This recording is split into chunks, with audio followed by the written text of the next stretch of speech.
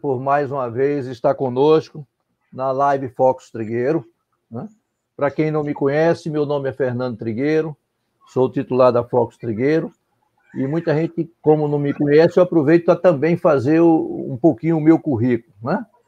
Quem é Fernando Trigueiro? Fernando Trigueiro é um engenheiro químico, né? Especializado em consultoria industrial pela Universidade de Paris-Dauphine. Depois eu fiz especialização em Supply Chain Management pela Northern Business School. Depois eu fiz o mestrado em Planejamento e Gestão Organizacional. E, a essa altura, venho estudando por conta própria, fazendo vários cursos, principalmente agora de forma virtual. Aproveito para dar uma boa tarde a Alberto Barros, de Recife, ao Rob Pagano, lá de Porto Alegre, que sempre está dos prestigianos, né? Ele e a equipe da PME Academy, na qual eu tenho a satisfação de também fazer parte. Mas como a gente aqui é bem objetivo em função do espaço de tempo, hoje nós vamos conversar com uma pessoa que eu estimo muito, pessoa... Eu vou deixar ele para se apresentar, é melhor. Não vou ficar falando aqui nem jogando flores, né? Então é melhor ele dizer: Vitor Tavares, quem é você, meu amigo? Boa tarde, professor Trigueiro. Boa tarde a todos que nos assistam. Eu sou o Vitor Tavares.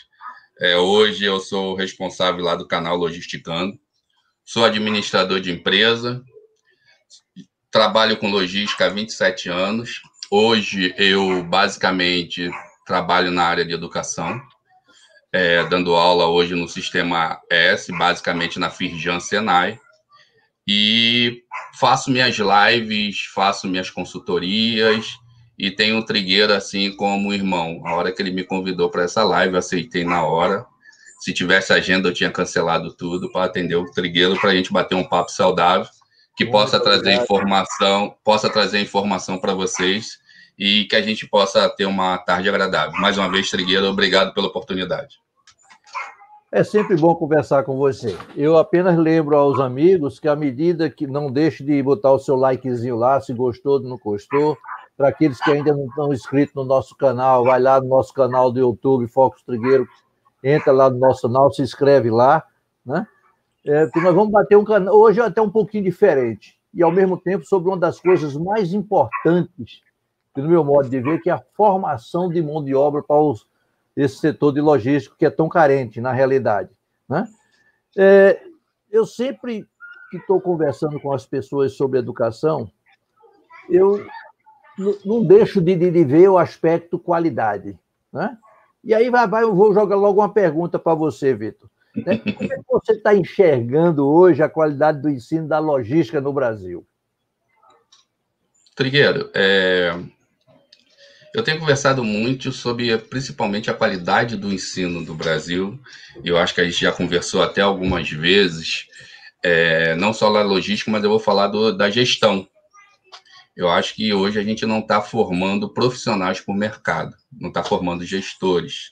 Hoje a gente está formando repetidores e nós estamos formando aquele profissional que vai ler relatório e vai ler papel. Então, acho que precisa existir uma mudança de consciência, tanto nas instituições, como nos instrutores ou professores no profissional, para a gente parar de botar no mercado teólogos. A gente precisa botar profissionais que atendem essa nova demanda do mercado. Então, essa nova demanda do mercado exige uma transformação na educação. É o que a gente busca o tempo todo. Porque colocar mais um profissional no mercado para falar e para ser um teórico, eu falei teólogo, me chupa, mas ser um teórico é muito complicado. A gente precisa de profissionais que tenham essa bagagem teórica, mas que eles saibam botar isso na prática. E hoje eu vejo que as nossas universidades estão formando muitos teóricos. Realmente eu concordo contigo. Inclusive, embora eu esteja aposentado da academia, mas eu continuo lutando para uma reformulação na forma do ensino. Não sei de quem é a culpa, né? Nessa altura a gente não tem que estar procurando culpados.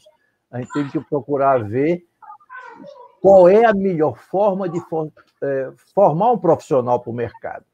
Eu me lembro que quando eu estava na coordenação do MBA de Logística, a minha preocupação era exatamente evitar profissionais de sala de aulas teóricos. Né? Sim. Por quê? O que é que acontece? A gente, na MBAs, por exemplo, o tempo que o professor passa dentro, eu digo de um professor profissional, o mentor passa dentro de sala de aula, é muito pouco. Ele tem uma carga horária geralmente de 25 e 30 horas. Então, ele tem que trazer a experiência dele para dentro de sala de aula. Com certeza. E muitos só têm a bagagem teórica, porque fizeram um mestrado, um doutorado, nunca vivenciaram na prática aquilo, às vezes, que ensina. E aí, se um aluno, que é um profissional, geralmente, que no MBA, geralmente são profissionais que vão buscar algo além do que eles tiveram no graduação, fizer uma pergunta da prática, aí o problema passa a ser mais, vamos dizer, vai enrolar isso todo, essa que é a palavra, né? E aí, aproveita, hoje, na tua visão, o que é que precisa melhorar no ensino da logística, fora esse aspecto? Só respondendo ao Rogério, que ele botou teólogo, desculpa, Rogério, é teóricos, obrigado pela informação, porque depois eu consertei. Eu acho que aproveitar para dar boas-vindas à Carlinha, ao Kleber Nóbrega, a Elisete Pagano, pessoal do Rio Grande do Sul, Rio Grande do Norte, tudo nos acompanhando, hein? É verdade. Eu vejo assim, a educação, ela precisa melhorar? Ela precisa. O ensino da logística, ele precisa melhorar? Precisa. Mas o que eu preciso inserir nesse ensino? Eu preciso inserir a tecnologia. Hoje, tecnologia e logística andam lado a lado. Então, se eu não inserir nesses cursos de logística, seja ele da forma na universidade, seja ele os cursos técnicos, se eu não inserir essa tecnologia, esse profissional ele vai chegar no mercado perdido, não sabendo onde se posicionar e como se posicionar. Eu acho que os cursos de logística hoje, eles precisam inserir. Eu não preciso falar para o meu gestor, eu não preciso falar para esse profissional 70 horas de português. Ele já tem que trazer isso do ensino médio, do ensino básico, ele tem que trazer já essa bagagem. Eu preciso inserir nesse conteúdo, eu preciso inserir as tecnologias que estão aí, estamos chegando... Todo mundo fala da indústria 4.0, mas eu falo que eu primeiro preciso trabalhar a indústria 1.0, 2.0 e 3.0, senão eu não chego na 4.0. E os nossos profissionais, eles estão saindo do mercado, das universidades, dos cursos, não passando esse passo a passo, indústria 1.0, 2.0, e que precisa muito da tecnologia. Se você não tiver um embasamento tecnológico, você não chega na 4.0. Eu acho que foi o Rob que fez já uma pergunta aqui. Eu vou aproveitar, vou inserindo algumas perguntas de acordo com o que a gente está conversando, né? Ele coloca uma coisa bem interessante. Infelizmente, o nosso ensino, em todas as áreas, não é focado para o mercado de trabalho, mas para a academia. Basta ver a baixíssima aplicabilidade das teses de doutorado ou das pesquisas acadêmicas. Eu, pessoalmente, concordo com ele aí, né? Isso é uma grande verdade. Eu tive a oportunidade de uma vez da consultoria aqui do interior de Pernambuco, no município de Bezerro. São várias fábricas de doce, um docinho muito conhecido, até em música, chamada Mariola, né? Uma música de São João aí chamada Tareque Mariola, né? Então, a fábrica que fabricava mariola. E eles estavam com um problema que era fazer o doce chorar. Né? Ou seja, aquela umidade na época do inverno que ficava a umidade do papelzinho celofane que envolvia o doce. E nós fomos às faculdades, principalmente nutrição, atrás de alguma coisa, alguma pesquisa que resolvesse o problema dessa fábrica de doce. E tinha lá teses com títulos belíssimos voltados para isso. Mas quando a gente foi ver a aplicabilidade, zero de aplicabilidade. E é isso que a gente tem que lutar, no meu modo de ver. A gente não pode ficar só levando teoria. O princípio básico de teoria tem nos livros. Vamos levar para a sala de aula a prática. Se é de formação, eu tenho os cursos técnicos. Mas hoje no MBA eu não vou botar coisas de cursos técnicos, de cursos de formação. O MBA ele tem que complementar exatamente o nível de conhecimento que, como você bem disse, o cara já adquiriu no nível médio, adquiriu no nível superior do graduação ou a nível técnico, né? Então, é essa minha luta que eu vou continuar lutando. para que as nossas teses sejam direcionadas à aplicabilidade do dia a dia das organizações. Qualidade, não quantidade. Tese de prateleira, né? Nós temos que ter teses de qualidade. Não estamos falando que não devemos andar a teoria e a prática junto, não é isso? Estamos falando que eu preciso de teses de qualidade, não de quantidade. Exatamente. Entendeu? Então é isso que eu vejo. A gente viu por aí, sendo divulgado pelas internet, as teses, né? Até sobre a teoria do ânus. Excelente tese. Para quem eu não sei, né? Só se for para o pessoal proctologista, né? Por aí. Mas, Vitor, uma coisa interessante é o seguinte: hoje tudo a gente faz em gestão através de indicadores. Né? Tudo indicadores.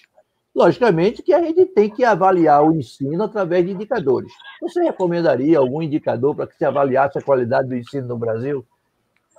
Hoje a gente já tem esse indicador, tá? Nós temos o ENAD, vou falar de nível superior, nós temos o ENAD que faz essa avaliação dos cursos de nível superior, que é o ENAD, que se realiza anualmente e vai mudando os cursos. Todo ano é feito um cursos diferentes. Nós temos essa avaliação do ENAD. O problema que eu vejo é como se avalia. Exemplo, não necessariamente um curso tirou 5 no ENAD que foram referentes à nota dos alunos nesse processo.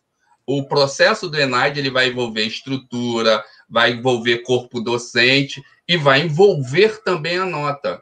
Eu acho que o processo do ENAD ele tinha que ser bem diferenciado. Eu não posso dizer que eu sou 5 no ENAD como instituição se eu não avaliei só meus alunos. Eu tenho que ser 5 no ENAD quando eu avalio meus alunos, porque estrutura e corpo docente é outro tipo de avaliação. Então, para eu saber se o ensino superior está funcionando, o ENAD é show de bola, mas eu preciso avaliar a nota para dizer para aquele público, ó, minha nota no ENAD é 5, porque meus alunos gabaritaram essa prova. Mas o 5 é o montante de estrutura, é o montante de alunos que fizeram prova e do corpo docente. Existe avaliação? Existe. Mas eu tenho que começar a separar. Senão, ela não vai me dar uma informação fidedigna. Ela vai me dar uma informação falsa. Ela vai dizer, o curso lá da universidade tal tirou 5. Aí, quando você vai ver o percentual da nota do aluno, é muito baixo. Os alunos tiraram a nota, mas o que levantou a nota para 5? A estrutura, o corpo docente. Entendeu? Então, eu tenho essa. Agora, eu preciso saber analisar isso.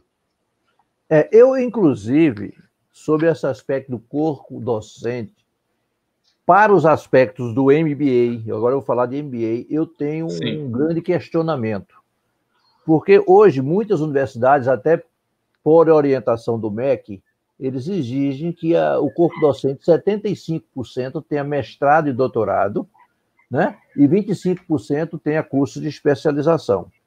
Sim. E aí, por exemplo, eu já perdi excelentes professores que não só tinham didática, mas excelentes profissionais de mercado, mas que não queriam seguir a carreira acadêmica.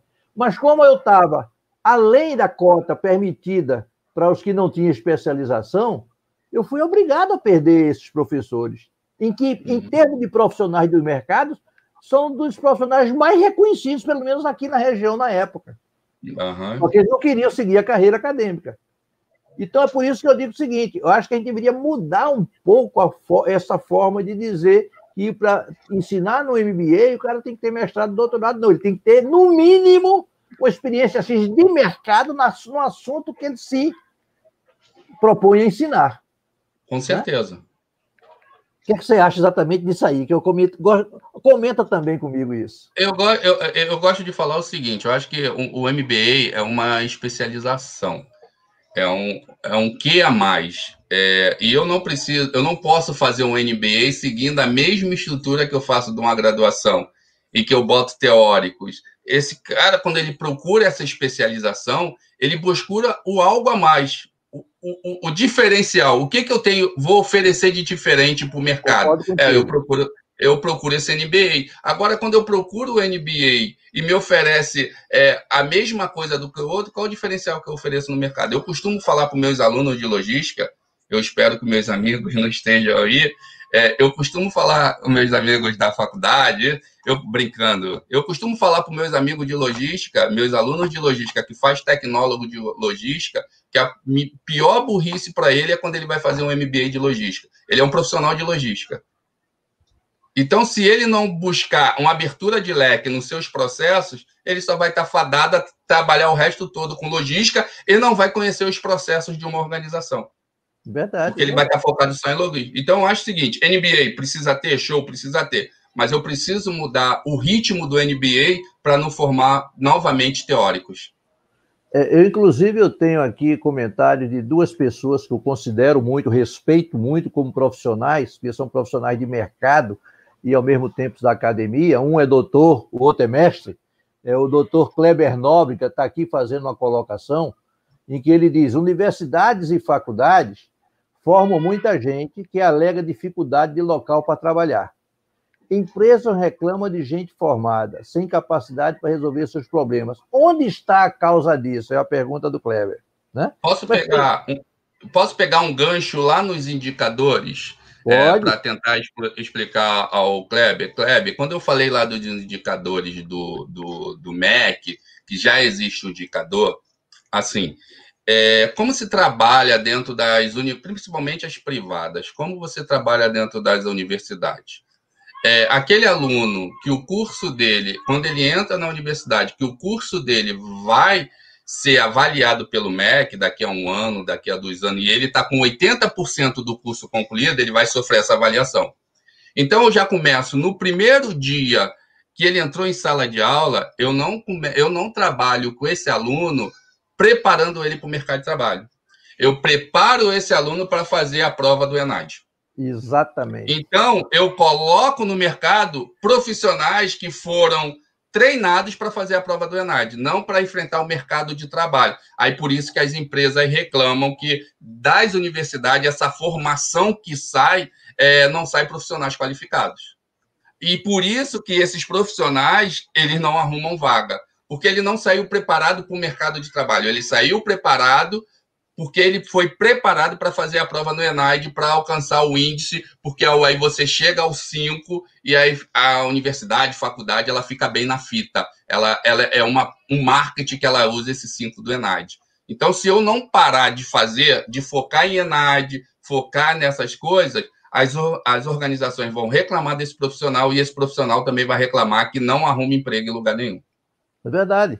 Isso, inclusive, eu me debato muito aqui com o pessoal, e aproveitando, antes de concluir, o MEC deveria exigir, diz aqui o Rob Pagano, também um percentual de profissionais com experiência de mercado, mesclando conhecimento teórico com aplicado. Isso eu sou de comum acordo aí com o que o Rob está falando. Mas, Robson, nos cursos tecnólogos,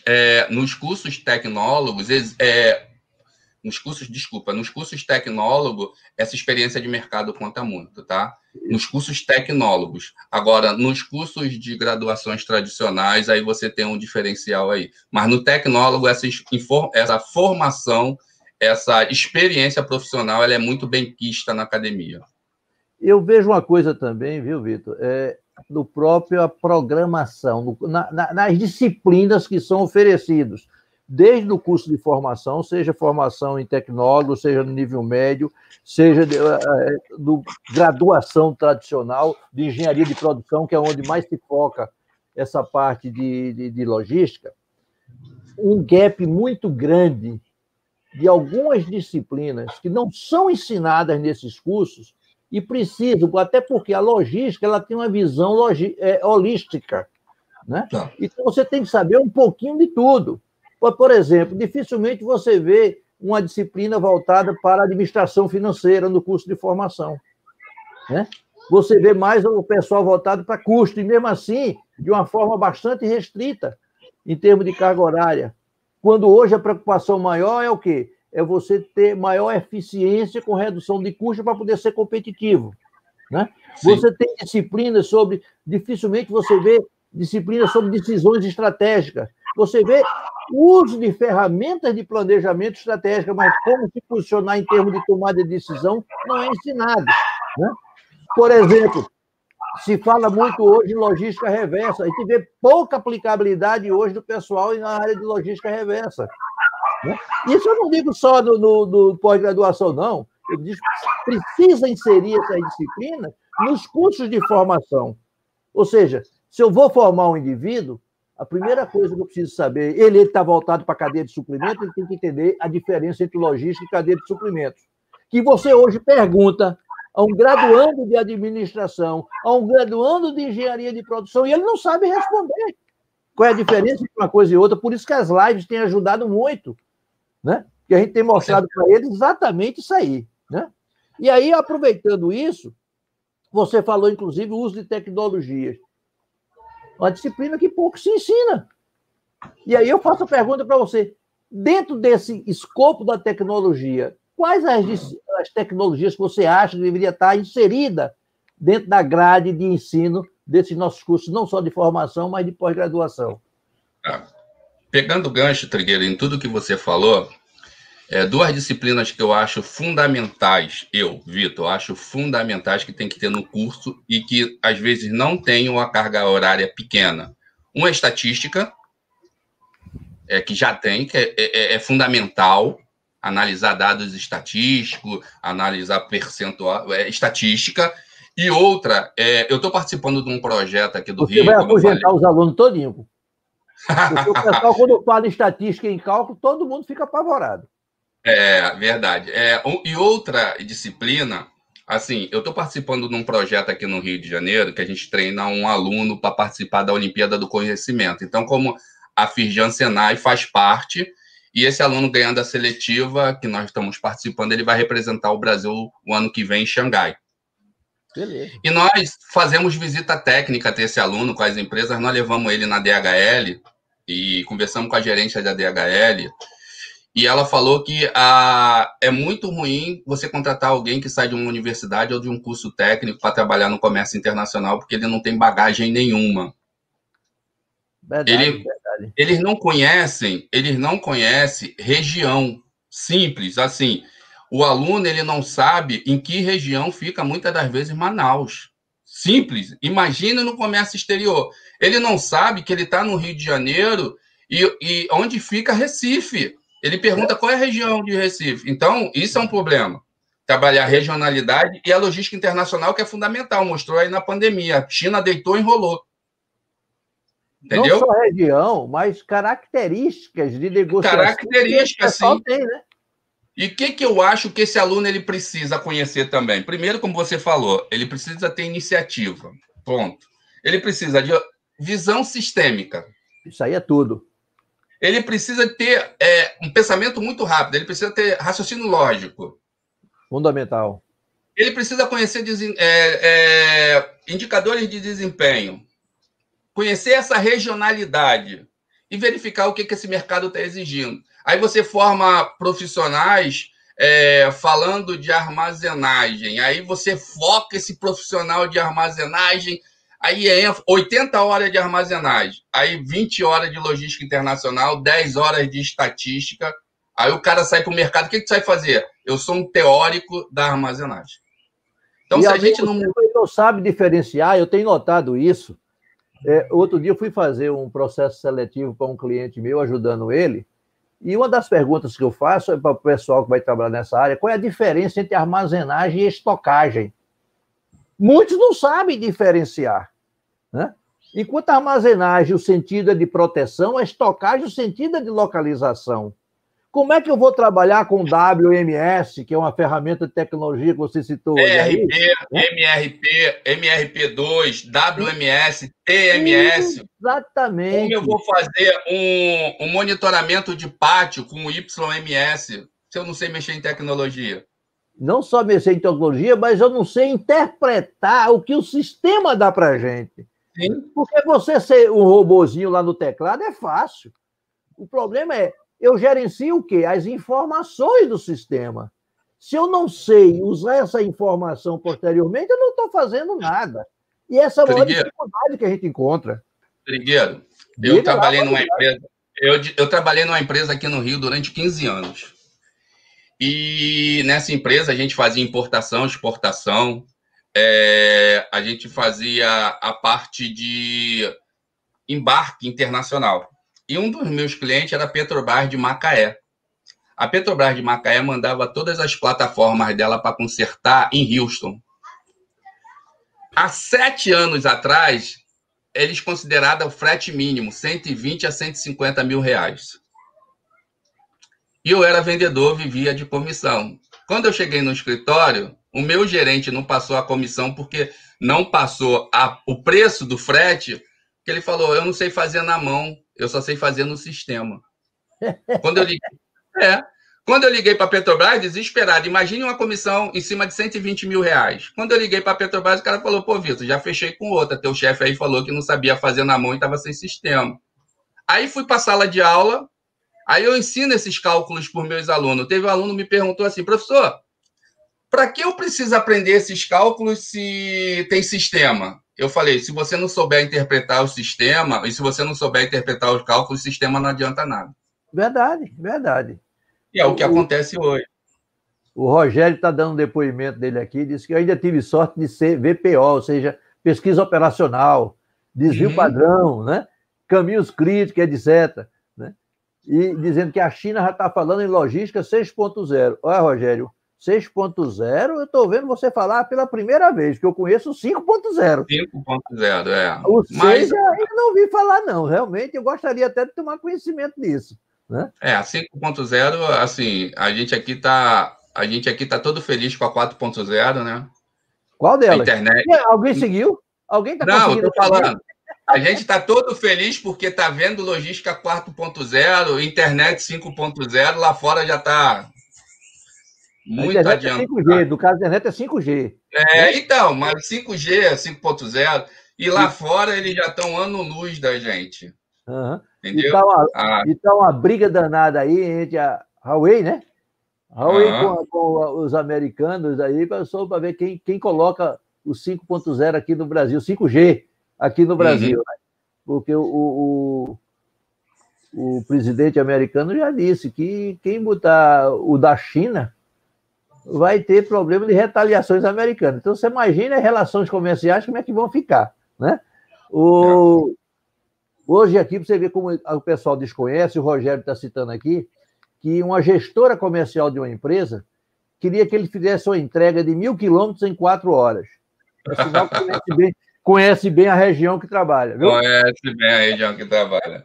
É verdade. Mas, Trigueiro, pegando esse gancho aí que o pessoal falou de PO, pegando esse gancho, antes de a gente conversar, eu comecei a fazer, e como eu sempre faço, várias pesquisas sobre as universidades que oferecem os cursos tecnólogos. Hoje a gente tem mais de 500 faculdades e universidades que oferecem o curso de tecnólogo de logística no Brasil.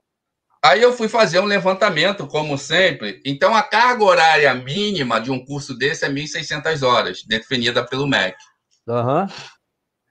Desses 1.600 horas, isso em várias universidades... Quantas de logística? Esse menino vê 700 horas de logística. 900 horas ele vê de português, ele vê... Não estou falando que não é importante. Ele vê Libras, matemática, ensinamentos que ele já precisava ter trazido. Ele precisa ver matemática? Não, ele precisa ver uma estatística. Ele precisa ver português? Não, ele precisa ver textos técnicos, interpretação. Aí você bota a goela abaixo desse profissional para dizer que está fazendo a carga horária. Aí você pega um profissional como foi falado mais em cima, que o profissional saiu da universidade com 700 horas de profissão mesmo. O que ele aprendeu em 700 horas? Já que o curso é tão curto, o que ele aprendeu em 700 horas? De armazenagem, logística internacional, custos, que aí o que as universidades fazem? Pega esse menino, bota junto com o primeiro período de custo, junto com o menino de contabilidade, que são coisas diferentes. Uma coisa é a contabilidade tradicional, outra coisa é você saber interpretar quais são os custos logísticos. Aí a resposta, mais uma vez, respondendo. Por isso que as empresas reclamam. Eu estava sentindo falta do meu irmão, meu companheiro de trabalho, né, o nosso amigo Marcílio Cunha, e ele está colocando aqui uma situação. O problema está na matriz de disciplina dos cursos de maneira geral. têm de ser reformulados por profissionais que vivenciam o dia a dia da logística. Concordo em gênero, número e grau com o que ele está dizendo aqui. Né? Sim, mestre Marcílio. O problema não é quem está no processo, quem está botando o processo para funcionar, é quem desenha esse processo. Exatamente. Eu tive a oportunidade de, junto com o professor Marcílio, ser designado pela Secretaria de Educação do Estado de Pernambuco para avaliar alguns cursos, porque você sabe que quando uma empresa quer entrar com cursos voltados para essa área de formação, tem que ter aprovação da secretaria e tem todo um projeto aí, tem que ter estrutura mínima, a biblioteca com número mínimo de livros, coisas.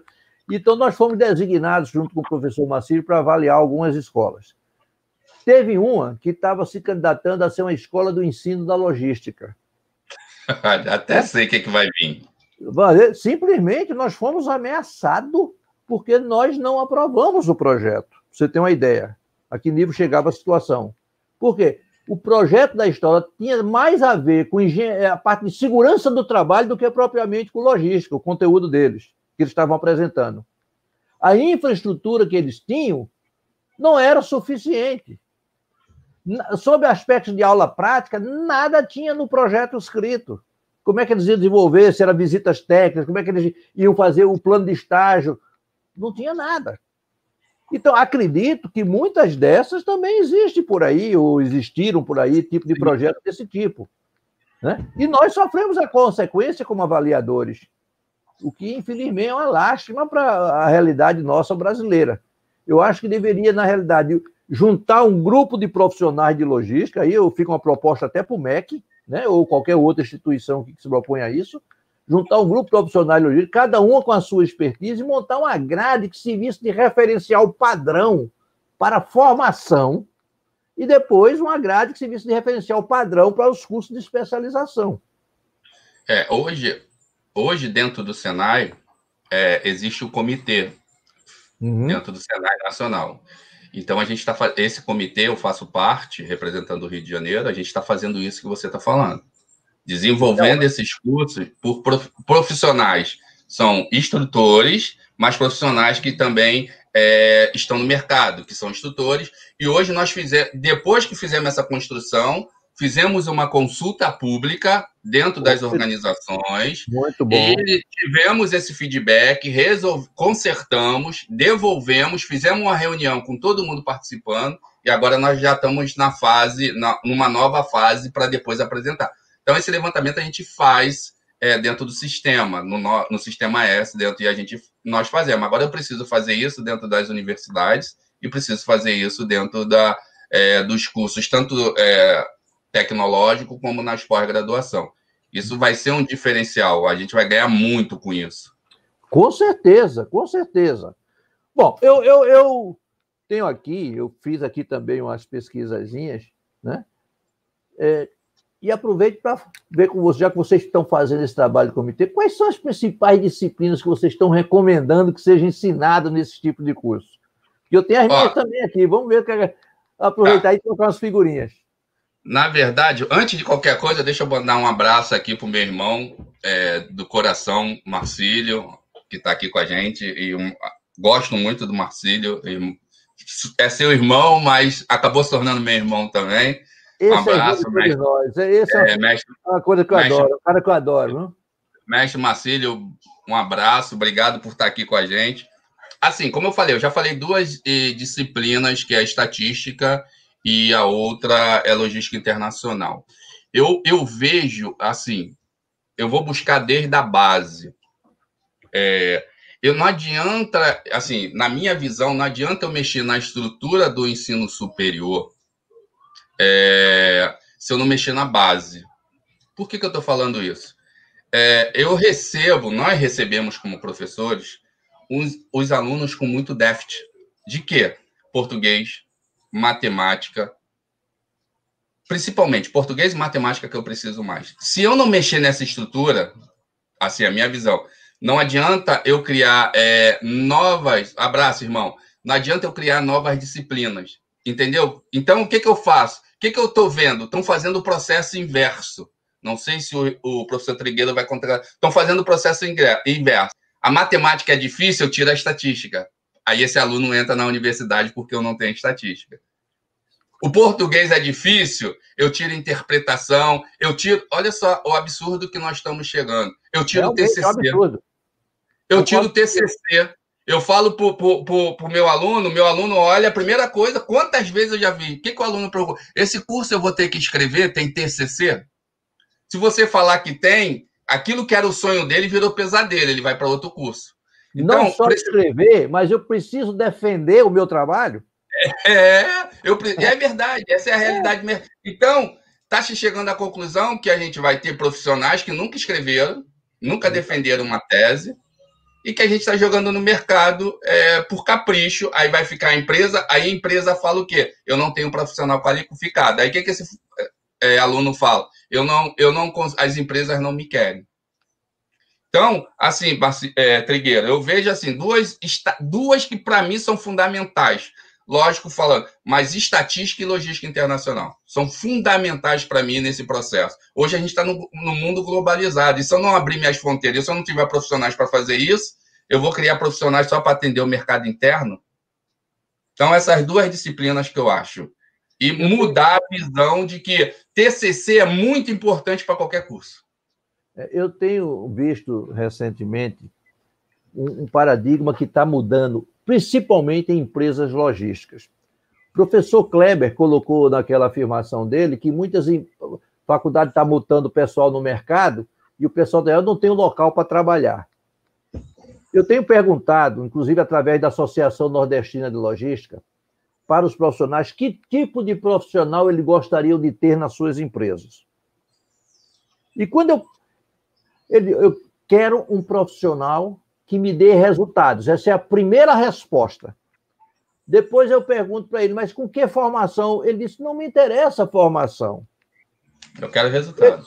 Eu quero resultado. Logicamente que eu conheço, por exemplo, uma profissional, eu sempre digo isso, de nutrição, que para mim é uma das melhores profissionais da área de logística, porque ela conseguiu se aperfeiçoar na área de logística com a visão prática tal, né, que hoje tem muito nego que se diz profissional de logística que não dá, quer passar a perna dela e não consegue, porque ela realmente é uma vivência espetacular, né? Então, hoje, o mercado está querendo o seguinte, inclusive pedindo para nós, consultores da área, para ajudá-los na seleção desses profissionais. E aí é quando a gente vê que realmente a coisa está feia. Eu vou dar um exemplo também. Eu tenho um cliente que me pediu para me ajudá-los num processo de seleção, acho que eu já contei isso em várias lives, mas isso me marcou muito. Processo de seleção de um CEO para a empresa, que eles queriam. Eles estavam no processo de reformulação, os donos da empresa que tinham cargos executivos ia fazer parte agora do conselho e ia requisitar um profissional para ser o CEO, realmente comandar tudo. Beleza. A área de recursos humanos deles, eles fizeram um excelente papel. Fizeram os testes que deviam fazer, tudo nessa área comportamental, né? Porque eu também tenho uma máxima que eu digo o seguinte, tradicionalmente, a gente recruta pelo currículo e demite por atitude, né? Até porque o papel fala qualquer coisa, né? Você pode escrever qualquer coisa, ele não reclama. E os 3 melhores candidatos que eles selecionaram pediu para que eu entrevistasse, né? Então, quando eu peguei o currículo dessas pessoas, excelente os currículos. Eu digo, pelo amor de Deus, eu diria, eu queria ter esse currículo. Me coloquei até assim na brincadeira, né? Eu queria ter o currículo desse cara. Resultado. Na entrevista, eu não vou entrevistar sobre aspecto teórico, não. Eu vou aplicar sobre o dia a dia prático. Eu vim da prática. Eu fui diretor de uma empresa tipo Coral, eu fui gerente de uma empresa tipo Pilar, que é uma companhia da parte de nutrição, eu fui da L. Queiroz, que era na parte de produção. Quer dizer, eu tinha vivência prática. E na minha entrevista, eu uso essa minha vivência prática para entrevistar. E eu perguntei para o cidadão, disse, você vai encontrar uma empresa com OTIF de 60%. E uma das metas nossas é tentar esse OTIF para 90%. A primeira pergunta dele foi, o que é OTIF? Eu não vim falar da minha mãe, eu vim falar de logística. Esse é que é o Está problema. xingando a minha mãe. O Infelizmente é o básico da logística, né? O indicador-chave, o famoso on time in full, né? Atenda o pedido do seu cliente tal qual ele quer, em outras palavras, resumindo. Mas, pelo amor de Deus. Então, é esse o temor que eu digo que as nossas escolas estão colocando no mercado. Pessoas com excelentes currículos, mas com a base de conhecimento prática praticamente nenhuma. Né? Mas, Trequeiro, nós temos um outro problema aí. A falta de padronizações das organizações, quando se fala de cargos e salários. Porque, vou te dar um exemplo. Eu tenho uma empresa que pediu técnico de logística.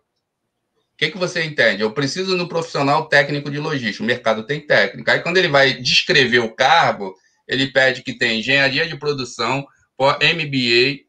Então, ele não quer um técnico de logística. Não quer um técnico de logística, exatamente. Entendeu? Então, primeiro, falta definir como definir cargos e salários. Padronizar o que é técnico, o que é tecnólogo, o que é um MBA, para eu poder desenvolver e escrever meu cargo e salário. Esse é o primeiro problema.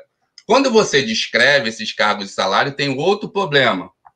Aí tu vê, eu quero um profissional com administração, 20 anos de vivência, especialização em logística, mestrado em Harvard, pós-doutorado lá em Frankfurt, salário 2.000. Tá brincadeira, né? Então, o mercado, ele quer o cara que seja o Bill Gates da vida, mas ele quer pagar 2.000.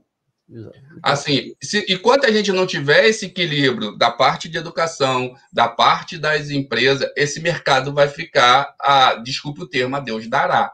Então, eu preciso, primeiro, quem é que está no mercado? O que o mercado diz? As universidades, o que o mercado diz? O que o mercado precisa que eu prepare? Eu preciso preparar profissionais para fazer ENAD? Eu preciso preparar profissionais para fazer ENEM? Quer ver uma coisa que eu acho absurdo na educação? É um profissional de direito, saiu da faculdade, ele se preparar para fazer a prova da OAB. Então, ele, em 4 ou 5 anos, ele não se preparou para fazer essa prova?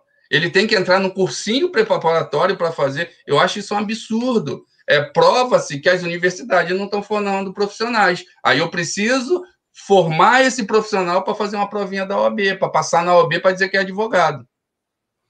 Então, tem alguma coisa errada nesse processo. Tinha um movimento, eu não sei se esse movimento ainda continua, a única informação que eu tinha que estava no Congresso, era um movimento feito pela Unicamp, junto com o pessoal da Abralog, que era para reconhecer a profissão do logística, com as suas diversas subatividades, né? E com provas semelhante ao da OAB, que eu fui contra, exatamente pelo que você acabou de falar aí com relação ao pessoal do direito, né? Por que eu tenho que fazer uma prova profissional da OAB? A nossa escola já tem que formar um profissional que ele já saia conhecimento e que a prova dele vai ser no mercado, e não simplesmente eu ter que fazer uma prova tipo OAB para poder entrar no meu mercado. Né? Sim. Esse é um dos grandes problemas que eu vejo por aí. É o que eu falo para meus alunos. Meus alunos entram na minha sala de aula perguntando: Vitor, como vai ser a prova? Eu costumo falar que prova não prova nada. Eu falei, cara, se tu entrou na minha sala de aula pensando em prova, tu vai se arrepender, porque para mim prova não tem peso nenhum na formação. Porque você pode tirar 10 em sala de aula e no mercado você ser um 0 à esquerda. Exatamente. Como você pode tirar 7 em sala de aula e ser um excelente profissional? Não estou falando que aconteça com todos. Então, se você entrou na minha sala de aula pensando em fazer prova, tu está ferrado. Porque eu tento fazer daqui que preparar profissionais para o mercado. A prova é consequência daquilo que você aprendeu ou não. Mas hoje o aluno ele entra em sala de aula pensando em prova. Esse é o grande problema. Eu também tenho essa mesma visão sua, e na época que eu ensinava também no graduação, eu tinha muitos alunos, eu sempre dizia, gente, não estude para a prova, não. Estude para aprender, para que vocês, no mercado, realmente leve o que você aprendeu e coloque em benefício da empresa que você vai trabalhar. E da sociedade também. Inclusive, criou-se, em algumas faculdades, inclusive, que eu ensinei, o problema de fazer provas conjuntas. Eu acabei com isso. Um aluno chegava para mim e disse, professor, a prova vai ser em dupla? Eu digo, vai, você e Deus. Né? Eu tive um professor... Prova, e Deus vai te acompanhar na execução da prova. Eu tive um professor que os alunos perguntavam, professor, o que vai cair na prova? Sabe o que ele respondia? Lágrimas. Lágrimas. Porque, infelizmente, é uma verdade. Mas, Vitor, a gente estava conversando sobre os problemas de formação de mão de obra, o processo de seleção de formação, as disciplinas. Eu vou só te colocar aqui uma preocupação mínima que eu fiz aqui, de que disciplina não pode faltar, eu acho que você vai concordar comigo. Se discordar também, não é obrigado a... Pode dizer, né? Tá mínimas que a gente deveria ter nos nossos cursos de formação. Primeiro, uma disciplina que desse uma visão geral, o conceito de logística integrada, o conceito de sistemas de informações logística, né? Cadeia de suprimento. Essa é a base, para que todo mundo possa falar a mesma linguagem. Né? Muita gente hoje não sabe essa diferença, como a gente vai fazer. Outro é logística reversa. A tendência hoje é a gente aliviar um pouquinho o estrago que a gente está fazendo na natureza. E a logística reversa ajuda a gente nisso aí, além de reduzir custos para muita empresa. Só que eu falo de forma prática, usando profissionais que vivenciam o dia a dia. Outra, aí vem do conceito de logística de suprimentos, que é a base da logística integrada, onde começa tudo. Depois, a logística manufatura, incluindo as diversas ferramentas tecnológicas, PCP, usando MRP1, MRP2, usando todas essas ferramentas. Depois, a logística de distribuição e transporte. Então, aí eu já fecho, vamos dizer assim, os 3 elementos-chave da logística integrada. Suprimentos, manufatura, no caso de indústria, se for varejo, operações, e distribuição e transporte. Né? Sim. E aí, marketing. Vamos para agora a visão de mercado. O pessoal precisa não ter a visão só operacional, não. A gente precisa ter visão de mercado também. Né? Decisões estratégicas, como eu já falei antes. Você tem situações que vai enfrentar no seu dia a dia. Que tipo de decisão você consegue tomar? Preparar eles para a tomada de decisão. Né? Aí vem o que você falou, sistema de armazenagem e movimentação de materiais. Né? Métodos quantitativos aplicados à logística. Aí o pessoal já começa a se espantar, porque a estatística entra exatamente aí, né? Logicamente, gestão de processos, que é outro problema que você não vê. A antiga OIM de antigamente voltando sob outra roupagem. Né? Gestão de processos e atenção ao cliente. Inclusive, o professor Kleber, professor Rob, que ensinava isso no nosso ambiente, está nos assistindo aí. Né? Análise de investimento e indicadores de performance. Se você disser é melhor eu alugar ou comprar uma empilhadeira, o pessoal hoje não sabe fazer as contas, não sabe analisar isso. Né? Eu vejo várias discussões no Facebook, algumas páginas, as pessoas falando a melhor coisa que tem para uma empresa é a terceirização. Aí eu faço minhas perguntas lá. A partir de que dado você está dizendo que a melhor coisa para a empresa é a terceirização? Entendeu? Então já se vende, por exemplo, tudo que você está falando aí se vende num pacote, mas num pacote que você não pode sair da caixa. Você já tem que pensar aquilo. Se você formou-se, você já tem que ir com a ideia que a terceirização é a melhor coisa para a sua empresa. Se você já se formou, você tem que ir com a ideia que quem faz custos é o contador. Se você se formou, você já vai com aquela ideia que o transporte rodoviário é o melhor transporte. Você já vai com essas ideias. Você, não, às vezes, não consegue quebrar isso. Você não consegue fazer uma análise de todos os modais que tem na sua volta e falar assim, o transporte rodoviário é bom até 700 quilômetros. Aqui eu posso usar o ferroviário. Aqui as pessoas não têm essa análise de sistema ou não têm essa análise, essa visão para fazer essa análise. Então, ele botou na cabeça que o rodoviário é o melhor, ele vai morrer com o rodoviário e com um caminhãozinho debaixo do braço. Então, é isso que falta dentro das nossas organizações, dentro da nossa instituição de ensino e, principalmente, entender todo profissional de logística que ele só vai ter sucesso se ele entender que ele precisa entrar na logística com brilho nos olhos. A logística, se você entrar na logística pensando em ganhar dinheiro, tu vai ser um frustrado. Agora, se você entrar com a logística, entrar dentro desse processo com esse brilho nos olhos, o dinheiro vem naturalmente. Mas as pessoas hoje estão entrando na logística pensando que vão ganhar dinheiro. Eu estou aqui no chat, o Rogério está dando um depoimento que eu agradeço esse depoimento.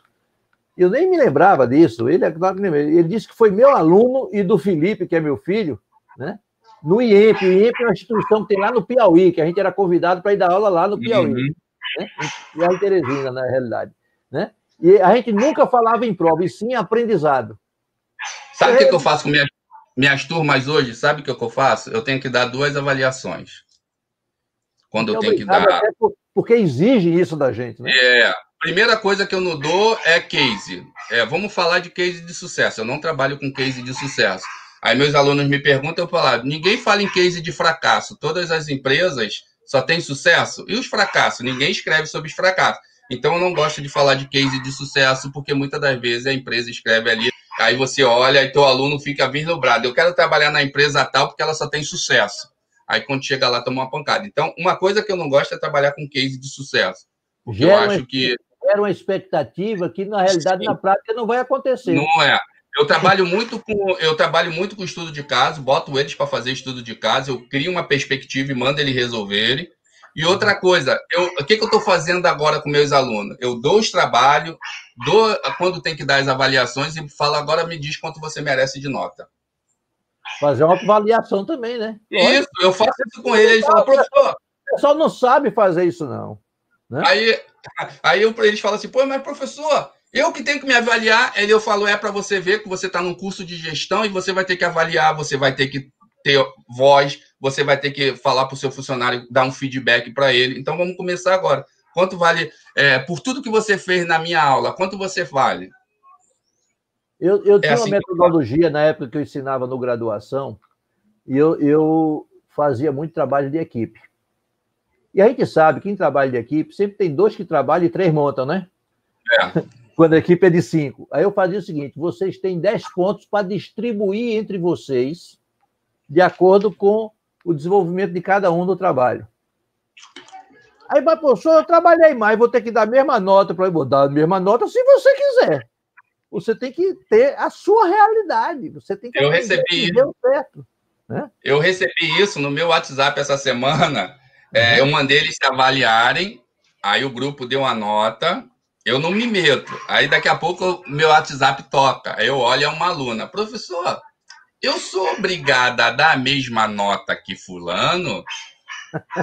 Aí eu falo, filha, olha só, qual é a sua autoavaliação? Se você acha que trabalhou mais do que fulano, dá a sua avaliação, discute no grupo e dá a sua avaliação diferente. Agora, não sou eu que vou dizer se você trabalhou mais ou não, você que tem que ter essa visão do processo. Dentro da empresa, você precisa ter essa visão do processo, como for quem está trabalhando mais, quem está trabalhando menos, quem é aquele morcegão que deita nas costas de todo mundo. Então, dentro do processo tem isso. Então, se dentro da academia a gente não fizer eles pensarem assim, eles vão chegar no mercado sem essa visão crítica do processo. O Rob da PME Academy, lá de Porto Alegre, está colocando aqui, provas na faculdade é igual a certificações para profissionais. Mostra que a pessoa passou no teste. Mas será que isso garante que o aluno nota 10 ou o profissional certificado serão os profissionais que resolvem? Aquilo que você, inclusive, já abordou, né? Robin, Pagano, boa tarde, amigo. A coisa que eu acho mais complicada é que eu não gosto, e já aprendi, e eu fico assim meio... É quando eu vejo as pessoas botando o seu certificado no LinkedIn. Mais uma etapa concluída. Aquilo, para mim, não prova nada. O que vai provar para mim é ele na prática. Assim, diploma a gente pode fazer dentro de casa. Então, tem que provar ali na prática. Não estou falando que você não deva se certificar, buscar seus diplomas. Mas eu fiquei sabendo de uma profissional, vou dar até uma dica aqui, uma profissional do LinkedIn, profissional mesmo, ela é uma recrutadora internacional, que para os recrutadores, aquilo ali é a maior falta de ética que existe, você pegar todos os seus diplomas, ficar tirando foto e botar no LinkedIn. Verdade. Ela falou, Vitor, eu fiz uma entrevista no meu canal com ela, ela falou, e depois conversei com ela, ela falou, Vitor, nunca faça isso. Porque aquilo é a maior falta de ética que existe para nós recrutadores. Que aquilo ali não vai provar se você é bom ou ruim, que vai provar na hora do teste. Então não precisa você sair colocando. Isso não vai te trazer vantagem competitiva nenhuma no mercado. Nós tivemos até alguns exemplos agora no segmento político, né? Em relação a esse negócio de certificado, né? Doutorado, pós-doutorado, essas coisas. Outra coisa, outro questionamento, ó, já estamos com 55 minutos aí, e o pessoal está. Estou gostando de ver, pessoal. Pode começar a perguntar. Se não der, o Vitor vai responder depois, eu vou responder depois, mas a Elisete, lá do Rio Grande do Sul, ela coloca aqui: o brilho no olho faz muita diferença. Estudar para somente conseguir a sobrevivência não mobiliza o melhor do humano. Trabalhar ou estudar sem uma visão de futuro é problema ou não? Ela faz um questionamento, né? Trabalhar ou estudar sem uma visão de futuro é problema? Para mim é um problema. Você não pode tratar seus processos, vamos tratar isso como processo, trabalhar, estudar, com imediatismo. Eu acho que você gera um processo, e dentro desse processo, você vai trilhando o seu caminho, desde o caminho do trabalho ao caminho do estudo, e um vai levar o outro, vai ter um momento que os dois vão se encontrar, e quando se encontrar, é a realização do sonho, onde seus projetos já estão adiante, e você vai conseguir melhores colocação no mercado. Então, eu tenho que traçar o meu processo de estudar, ele vai andar junto com o meu processo de trabalho, e lá na frente eles vão se encontrar, onde que você, como ela fala ali, com esse brilho nos olhos sempre, você vai conseguir alcançar suas metas e seu objetivo. Mas eu não posso deixar, porque eu tenho um bom trabalho, eu deixo de estudar. Não, eles têm que seguir sempre juntos. Se eu entendo que isso faz parte do meu processo evolutivo, porque o mundo está girando muito rápido, e o que você sabe hoje, amanhã já não é mais conhecimento. Eu costumo brincar com meus alunos que há 20 anos atrás eu fiz o curso de datilografia. Se eu botar no meu diploma hoje que eu tenho um curso de datilografia, não serve para nada. Então eu tenho que fazer. Eu tenho que fazer que esse caminhe sempre junto, independente da idade, independente da função. Eu preciso trabalhar? Preciso, mas eu preciso caminhar com essa educação, com essa transformação. Se eu conseguir fazer com os dois caminharem, lá na frente eles se encontram e você vai ter suas autorrealizações. Eu estava conversando com você antes de nós entrarmos no ar, exatamente isso, que hoje a gente também aprende, a gente está o tempo todo aprendendo. O Eric, que é o nosso moderador aí, ele trabalha aqui com a gente, é nosso estagiário, e o que eu aprendo com ele nessa área de tecnologia não está no gibi, né? Ou seja, as coisas estão mudando e a gente tem que acompanhar a mudança. Às vezes a gente não tem a mesma velocidade. É por isso que eu digo, eu às vezes faço um negócio, eu faço. Em 20 minutos eu posso fazer. Se eu dou para ele faz em 5, faz em 2. Logicamente, essa meninada de hoje tem que estar preparada para isso mesmo. E é essa meninada que, se souber se preparar, vai dominar o mercado futuramente. Né? Serão os gestores do futuro, serão eles. Agora, é aquela história. Desde o processo de recrutamento e seleção que eu faço aqui na empresa, por exemplo, estrategicamente, eu coloco uma bolsa pequena, porque eu não quero pessoas que venham para aqui simplesmente para ganhar dinheiro. Porque aqui, eu digo até brincando, aqui você aprende desde a varrer o chão até fazer um planejamento estratégico, desde que complete o ciclo total. Mas muitos vêm para a entrevista, a primeira coisa que ele pergunta é: quanto é a bolsa? Eu digo: muito prazer, foi um prazer te conhecer. Você não quer aprender, você quer ganhar dinheiro. Ganhar dinheiro é outra história. Né? Aqui é um processo... Infelizmente, o mercado está fazendo isso. Inclusive com profissionais excelentes, porque a pandemia levou muitas empresas a terem que dar uma enxugada. Muitos profissionais bons hoje já estão no mercado. Né? Só que as empresas estão se aproveitando disso, querem contratar esses profissionais a um salário irrisório. Qual é a valorização que esse indivíduo vai ter? Qual é o que eu digo, o tesão que esse cara vai trabalhar? Né? Será que ele vai estar com brilho nos olhos, por mais que ele tenha o olho brilhante? Então, isso é um dos grandes problemas, né, que a gente vê no mercado. Você falou desde o início. Querem contratar um gerente pagando salário de 2, 3 mil reais. Isso é brincadeira. Eu fico em casa com a minha família. É melhor ficar em casa com a família, realmente. Olha só. Vai investir em aprendizado, pronto. Olha só, nada contra, mas se eu montar aqui no Rio de Janeiro, que está um calor hoje, acho que de 50 graus, Aqui tá nada quente contra. também. Nada contra as profissões, mas se eu mandar uma barraquinha ali no sinal para vender água, eu vou tirar muito mais. Entendeu? E gastar muito menos de esforço, de mente. É só eu saber lidar e ter uma bom gogó para vender. Assim, eu não estou dizendo que vale mais a pena vender água e desmerecendo quem vende água. Mas eu preciso, como profissional, me valorizar. Se eu aceitar tudo que a empresa oferece, eu como profissional, vou estar trabalhando contra o mercado na qual eu atuo. Então, o principal é os profissionais da área valorizar esse setor. Se eu oferecer R$1.000 para tu ser gerente, eu sei que estamos num momento difícil, mas pense 2 vezes. Exatamente. É sinal que se ela faz isso contigo, imagina o que ela faz com aquele pessoal que é o chão de fábrica. Isso, exatamente. O Elisete está dando os parabéns aqui, o Rogério também, o Igor, né? Nós já estamos na reta final aí, já atingimos aí 1 hora de live, né? Mas a gente faz questão de não exceder muito, a gente vai no máximo até uma tolerância de 15 minutos, porque a gente sabe que muita gente está trabalhando hoje.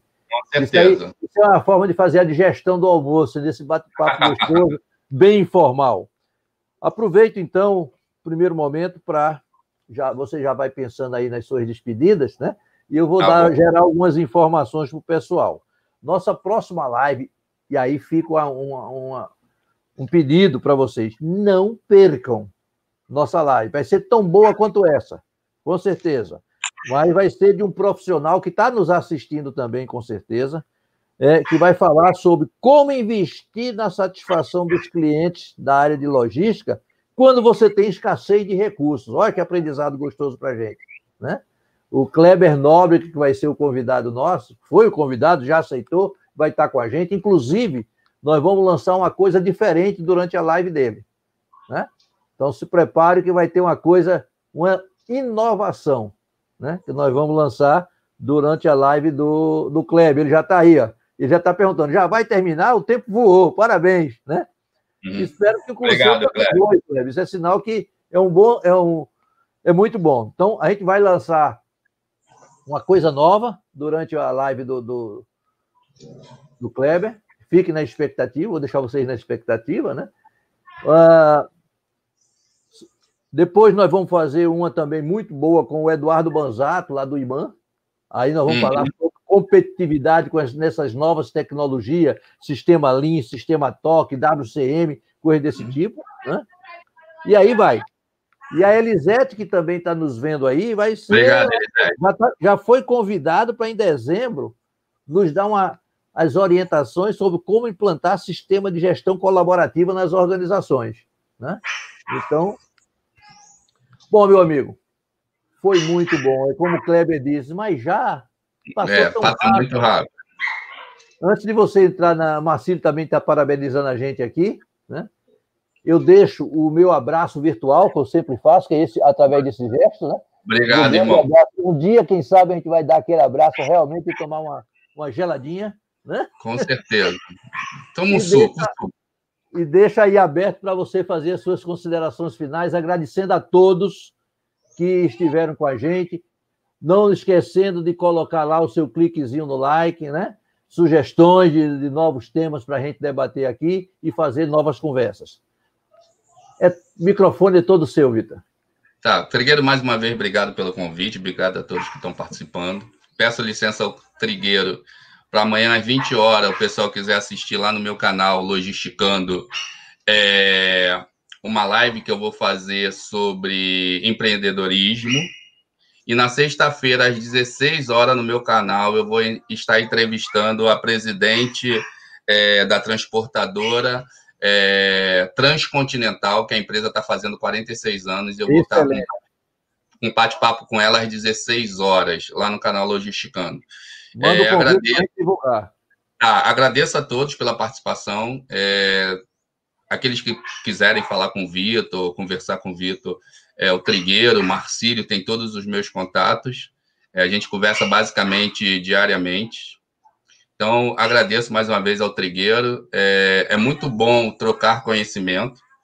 É muito bom trocar conhecimento ainda mais com pessoas que te trazem informações valiosas. Então, deixo aqui mais uma vez a minha gratidão pelo convite. Um abraço fraterno ao Trigueiro, um abraço fraterno ao Marcílio. O Marcílio tem se tornado também assim um mentor. Basicamente, eu recebo mensagem dos dois todo dia. E muito obrigado mesmo, Trigueiro, e sucesso aí no seu canal. Você é mais do que um amigo, você sabe disso, né? Nós nos conhecemos virtualmente e nos tornamos amigos virtualmente. Agora a gente vai tornar isso uma realidade física, com certeza. Com certeza. Um abraço grande a todos, gente. Até a próxima terça-feira, às 13 horas. Um abraço. Um abraço. Fiquem com Deus.